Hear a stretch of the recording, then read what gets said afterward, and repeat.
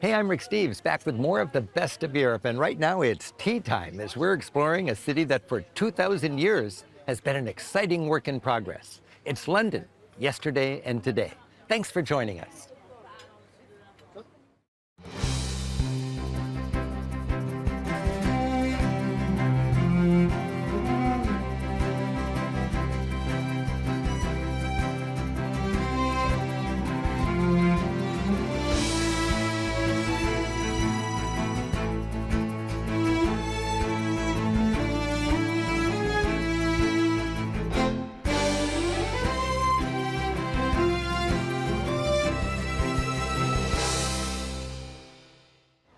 Yesterday's London ruled a quarter of the planet, and we'll see the galleries, the museums, and the souvenirs of empire. And today's London celebrates that heritage while embracing change. It's about the people. We'll eat, drink, and laugh with Londoners as they embrace their city with a uniquely British love of life. Sure, there's the changing of the guard, Westminster Abbey, the Tower of London, and the Houses of Parliament with iconic Big Ben. Plenty for another episode. But this time, we'll experience London by running with the locals. We'll get fancy at an afternoon tea. Try on a bowler, or blimey, maybe even a top hat. We'll sleuth out street art and sample London's tasty diversity on a food tour. And we'll be inspired by how its industrial past is now a foundation for a promising future. From rejuvenated industrial canals to gardens in the sky. London's a world-class sightseeing destination, but enjoying its charming parks like St. James's is a great reminder that for literally millions of people, it's simply home. These inviting green spaces, once the hunting grounds of kings and nobles, are now the domain of commoners embracing life, just enjoying a break from the urban intensity of this city. Anywhere in our travels, the experience is carbonated by meeting the locals. And here in London, that's particularly easy. It's Saturday morning, and across town, people gather for a 5K run. 3, 2, 1. This run is hosted by an international organization called Park Run. There are dozens of these in London alone, and we're jogging through Hyde Park. Green, beautiful, and lots of fun. These parks, while a nature lover's delight, also help to tell the city's story. Enjoying a place of honor here in Hyde Park is a statue of Prince Albert. Much of the London we enjoy today was shaped during Britain's glorious Victorian age. This was the age of Queen Victoria, who ruled for 64 years until 1901. The Victorian age was an exuberant time. The neo-Gothic Albert Memorial reminds London how Victoria's beloved husband, Albert, the only one who called her Vicky, did so much to promote technology and culture during that industrial boom time. The statues at the base herald the great accomplishments of Britain's 19th century glory days. Albert died in 1861. His wife, Queen Victoria, was possibly the world's most determined mourner. She wore black for the standard 2 years, and then tacked on 38 more for good measure. Taking mourning to new heights, she required that the city's once colorful finials be painted black, as they remain to this day. The Queen built grand monuments to her Albert, like the Royal Albert Hall, still a thriving venue for concerts, from classical to pop. And this neighborhood, nicknamed Albertopolis, remains a collection of grand cultural centers and museums. The Natural History Museum, complete with a dinosaur's welcome in its evolution garden, was purpose-built in the 1870s to showcase a vast collection of wonders from the natural world. Charles Darwin holds court as the bones of a massive whale named Hope, who washed ashore in Ireland a century ago, greet visitors. The museum's a hit for families and students, especially with its animatronic T-Rex. Next door, the immense Victoria and Albert Museum is named for the royal couple who did so much to support the many triumphs of their day. Like so many of London's top attractions, it's free. The V&A grew out of the Great Exhibition of 1851. This first World's Fair, housed in a temporary glass and steel People's Palace, celebrated the Industrial Revolution and the greatness of Britain. The theme of the museum's Britain galleries is style, taste, and design from 1500 through 1900. 400 years of English fashion history are corseted into a series of exquisite display cases. This painting from around 1600 is of a woman wearing this actual garment. It was typical formal day wear, linen and silk embroidered with silver thread. Nightcaps were fashionable among aristocratic men. This tortoiseshell and silver toiletries kit shows that in 1640, careful grooming was as important as dressing magnificently. In the 1670s, shoes were called straights, and there was no difference between right and left. Whalebone and lacing kept torsos flat and long. Fans were a tool for flirting. It was said while a man's weapon was a sword, a woman's weapon was a fan, and the fan did more damage. In the 1740s, a rich woman's court dress was an extravagant display of wealth, even if it meant she entered rooms sideways. And the huge collection illustrates the far reach of the British Empire, from its exquisite Indian art to its sumptuous haul of Chinese artifacts. The Hall of Casts is filled with plaster copies of Europe's greatest statuary. Ideal for London's 19th century art students who couldn't afford to travel. They could compare the Renaissance genius of Donatello, whose David was Europe's first male nude since Roman times, and that of Michelangelo a century later, with his more heroic David. And around the back, you'll find that this David came with an accessory. As this was the famously prudish Victorian age, when aristocratic ladies would come to visit, they'd hang this fig leaf on the statue for modesty. Well, times have changed, and there's not a fig leaf in sight in London's trendy East End. Once a rough-and-tumble immigrants' neighborhood, today it's a creative playground for artists and chefs alike. London's looming skyscrapers tower above the East End like a tsunami wave ready to crash this party. But life here seems more focused in the present. We're joining a food tour for a tasty education. Hey guys, I'm Max with Eating Europe. We're going to go on a food tour today in Spitalfields Market and the East End. This is where culture, immigration and food all meet. Spitalfields Market was a fruit and vegetable market for over 300 years. Today, Spitalfields Market is just filled with these incredible food stops. It doesn't matter what it is, as long as it's good, it will find itself here. First up, a cheese plate appetizer. All right, we have got a lovely creamy blue cheese. Then we've got a really light French cheese here, Comté. This is a Swiss Alpine cheese, nutty, creamy, delicious. Help yourselves, guys. We love cheese over here. we love it. Okay. Curry sauce, big in this country. We've got 3 here. Butter chicken, black lentil dal maharani, railway lamb. That will be the spiciest, but it's all pretty English spicy. Curry in the last 20, 30 years has become the UK's national dish. There are 5,000 more curry houses in this country than there are fish and chip stands. The East End is by far and away the best place to have a curry in London. This street alone has more than 30 curry houses on it. It's the spiritual home of the Bangladeshi community. You will notice, though, every curry house on Brick Lane says it's the best on Brick Lane. The East End has centuries of layers of cultural history. The French were here, then the Jewish were here, then the Bangladeshi community, and now the hipsters are here. If you want to come and see street art in London, you come to the East End. This is not just graffiti, this is art. This is a way of people, the voiceless, expressing their voice with their spray cans. And every one of these pictures tells a unique story.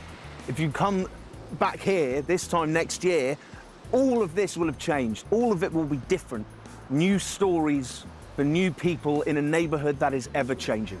Everywhere you go around the East End, every street you turn, there is always something new and something beautiful. It's time for an East End classic, fish and chips. And here are our fish and chips. Fish and chips was made, invented in the East End in the 1850s. It is still an absolute icon of this area. So we have curry sauce here, quintessentially British. You can slather it on, you can dip. Same with the mushy peas. It's like a thick split pea soup, goes perfectly with chips. Tartar sauce there. You've got your pickle or gherkin or wally. If you're from the East End, it's a wally. Salt and vinegar is crucial. It's mandatory. Vinegar first, then the salt, so the salt sticks. Oh, yeah. Health food.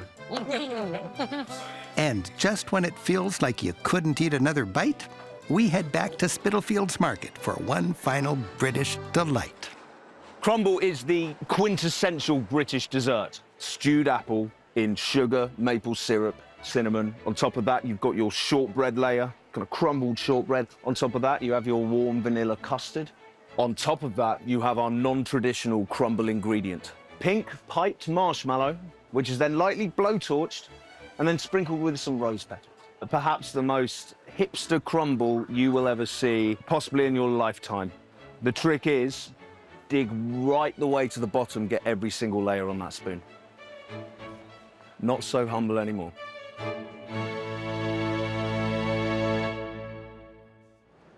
Back downtown, Piccadilly Circus, the Times Square of London, has a magnetic attraction all its own. With its tipsy yet somehow balanced statue of Eros, the Greek god of love, in the center, this is where tourists gather and where worlds of temptations fan out in all directions.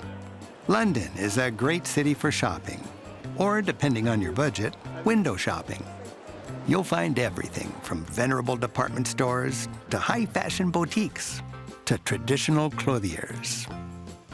There's funky street markets and food halls and ever-popular toy stores, always a hit with children. For some local expertise on this scene, I'm joined by my friend and fellow tour guide, Catherine Alcock. These kind of shopping arcades became enormously popular in the Victorian period, when fine Victorian gentlemen and ladies could do their shopping, but out of the effects of the inclement English weather. The London rain. Absolutely, yeah. I've got to keep dry while shopping. And all over London, you'll find inviting little shops for whatever treasure you fancy. This is the street where you can buy anything that a gentleman needs, really. I mean, traditional shaving brushes, historically made of badger hair. Badger hair. Yeah, absolutely. And many of London's finer traditions are wearable. Try on the classics. A Panama hat. Oh, yeah, very nice. Yeah, I could see you at the cricket in that. Cricket tomorrow? Yeah. I'll fit right in. Absolutely, I'll fit right in. A top hat. And people wear these. Yeah, Ascot certainly. Ascot, yeah. Garden parties. Every certain place. A proper Every English proper gentleman. English gentleman needs this. Absolutely, absolutely. One in every wardrobe. And how about a bowler? Oh, that feels better. Yeah? Yeah. So this is my go-to-work. I got my briefcase, my umbrella. Your workaday hat. Yeah. Newspaper. What's happening? Go local. Touristy Covent Garden, once a produce market and now a thriving shopping scene, is a never-ending carnival of people enjoying life, with the help of enchanting buskers. Afternoon tea is a great British tradition, and London does it with style. While often taken in a fancy department store, I prefer the experience in an intimate garden. Traditionally, you start with the sandwiches. Got egg mayonnaise, cucumber and mint here. You've got cheddar and caramelized onion and smoked salmon and cream cheese. So this is a very traditional selection. You should never be afraid of making a little bit of a mess with afternoon tea. I mean, the point is to enjoy it, yeah. And it's very much finger food. So when I think of tea in England, I think of empire. The two are inextricably linked, that's for sure. And I mean, really, for the past 300 years, Britain has been obsessed with tea, the drink. It's driven wars, it's driven innovation. I mean, some of the fastest ships in the world, the great tea clippers, which would race across the oceans to bring the first harvest of tea into Britain for the highest price. Fueled a whole industry and a whole world around it. Here's to tea. Here's to tea. I'm liking this tea. And Everything is just exquisite. It's artful. Afternoon tea must always present well. So there's two different kinds of scones? Right, you've got fruit scones, which I'm going to have, and plain scones as well. So the sign of a good scone is that you don't need to use a knife. You should just be able to pull apart with your bare hands. There we go. So that's a good scone. That's a very good scone, yeah. On the scone, you put a little bit of jam. I like to do the jam first. And then I follow it up with a little bit of clotted cream. That looks low calorie. Definitely a decadent treat. Tea and scones with clotted cream. It doesn't get much more British than that. It certainly doesn't. Exquisite. London's subway, fondly known as the Tube, is one of this planet's great people movers and easy to master. You just tap in and tap out with your credit card, then follow signs to the right platform. And always, mind the gap. and in a few minutes, we're at the British Library.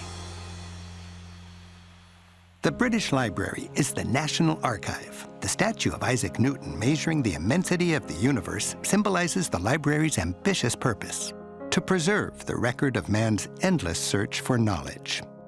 This massive building fills 180 miles of shelving with over 12 million books. For sightseers, only one room matters: the Treasures Room. It showcases early Gospels on papyrus, the first complete New Testament, written in Greek from the 4th century. Illuminated manuscripts with pages lovingly illustrated by monks, creating some of the finest art of the Middle Ages. And the Gutenberg Bible from 1455, printed with revolutionary movable type. The Magna Carta from 1215 documents the first steps towards government by people rather than kings, and the king was forced to hang his seal on it. Cases are dedicated to the titans of English literature, showing, for instance, early editions of Shakespeare's plays. You'll see precious musical manuscripts, a handwritten score of Handel's Messiah, a Beethoven work tracing his stormy creative process, and handwritten Beatles lyrics. And you can ponder the evolution of maps. In 1350, this view came with Jerusalem at the center of the world. By 1550, with this, you could plan your next trip to England. London's a work in progress, always changing, always growing. Since the Middle Ages, its kings, queens, armies, and navies have played a leading role in the story of Europe. In the 19th century, it was shaped by the Industrial Age. And today, London has become a leader in regeneration, incorporating its rich and rusty industrial heritage as it builds for the future. So this is the Docklands, and it is a great example of regeneration. I mean, at one point, this was the busiest port in the world until the advent of container shipping, when the port moved out, and this became an industrial wasteland. But just look at it today. It's a landscape of skyscrapers. In fact, when constructed, it had the tallest skyscraper in Britain. And today, it's a place where workers have fantastic infrastructure. There are beautiful green open spaces. It's a wonderful place to live and work. Just up the River Thames, the Battersea Power Station is another great example of regeneration, with its 4 iconic stacks, no longer billowing smoke, but still standing tall. This must have been a huge deal in its day. I mean, it produced a fifth of the city's energy, so it was pretty vast, and it was burning coal. So, of course, the problem with that is that it's filling up everybody's lungs with soot and smoke, and the city in those days was not a pleasant place to be. In 1983, they shut it down, and it was derelict for decades. It's not derelict now. No, it certainly isn't. No, it certainly isn't. Rather than a sort of urban blight, it's surrounded by modern condos, really expensive and well-designed for good living. And they sure take advantage of this riverside setting. Right. I mean, this park-like landscaping stretches right to the river. It's only June, and this kind of heat is becoming the new norm. And those piers that once received coal now receive tourists. Today, what was a power plant is now an upscale mall with over 100 shops and eateries. Upstairs, a small exhibit celebrates its gritty past, and visitors can ride a glass pod up the inside of a chimney. It goes up, up, up, until it pops into the sunlight. The reward, a commanding 360-degree view of London. Over the river, Coal Drops Yard and Granary Square is yet another impressive regeneration project. Here in the 19th century, this canal connected London with England's industrial heartland in the north. Today, the canal, with its barges and towpaths, is used not for hauling coal or grain, but for recreation. I can feel the industrial foundation, and at the same time, it's so livable. Right, yeah, I mean, this is where barge loads of coal were loaded and unloaded to power the Industrial Revolution. I remember when I came here as a kid, broken glass, Oh, yeah. drug addicts, prostitutes, everywhere. Yeah, and it's been the subject of an incredible rejuvenation. Smart policies, bold investment, it's really transformed the area. Condos, beautiful condos built into industrial frames. Right. I just love that. Look at that. It's amazing how they've decided to keep these things. They've kept that sort of sense of history, and yet it's an amazing place now for people to come out and enjoy themselves. The adjacent St. Pancras train station is a reminder that transportation infrastructure has always been a foundation of prosperity. Thanks to an expensive project, now recognized as a great investment, it's been transformed from sooty to sleek. The slick Eurostar terminal, with bullet train service through the English Channel Tunnel, connects Londoners and Parisians in just over 2 hours. And with its dramatic canopy of iron and glass, the station stands like a palace remembering the industrial age. This is quite a statue. Isn't it just? And this is the Lovers, and it's here in St. Pancras where people have been meeting and parting for 150 years. What I love is it's quite ambiguous. I mean, you don't know if this is hello or goodbye. You really don't. No. And along the bottom, we've got this amazing frieze of different scenes of meeting and parting. Here we've got the First World War. You've got people here returning from war, wounded servicemen, and then families waving goodbye to their loved ones. What I find particularly moving is how people have touched these hands. They're worn, as people have sort of wanted to take part in this moment themselves, which I think is rather sweet. The most noticeable change in London for visitors in the last generation has been the advent of a modern skyline. Until 1963, the tallest building in London was St. Paul's Cathedral. Today, its dome is dwarfed by a commotion of gleaming and showy skyscrapers. Walking below what feels like a forest of skyscrapers, you can't help but crane your neck to admire the sleek and creative architecture. Developers are obligated to provide the public with a lofty viewing space for the privilege to build. And a quick and easy elevator ride takes us to sky gardens like these, a popular new sightseeing thrill with visitors. This beautifully landscaped roof garden offers grand views of the city's towering buildings. And we here in England love to nickname our skyscrapers as well. So over here we've got the Shard of glass. Oh, yeah. And this one's known as the walkie-talkie, just over here. Yep. Yeah, very, very evocative. Right. And of course, last but not least, we have the gherkin, which I think in America you call a pickle. It does look like a pickle. It does, it does. And dwarfed by it all, buried deep in the shadows, a delightful reminder of London's 19th century industrial heritage survives. The, very impressive in its day, Leadenhall Market. As they have for 200 years, traders still labor hard to make their money and enjoy their beer after a long day of work.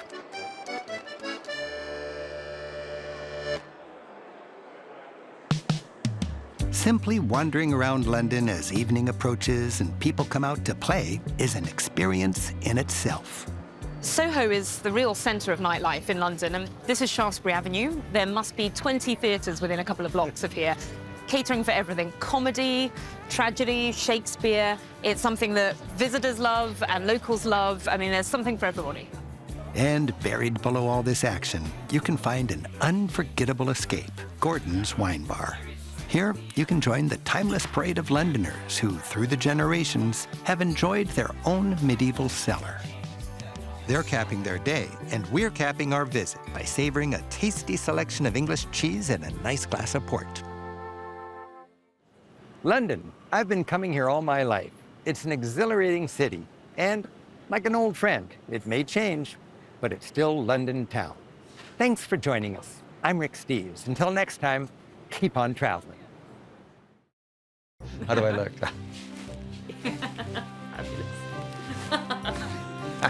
And then I follow it up with the clotted cream. Well, we'll get to these cakes later, but tea and scones.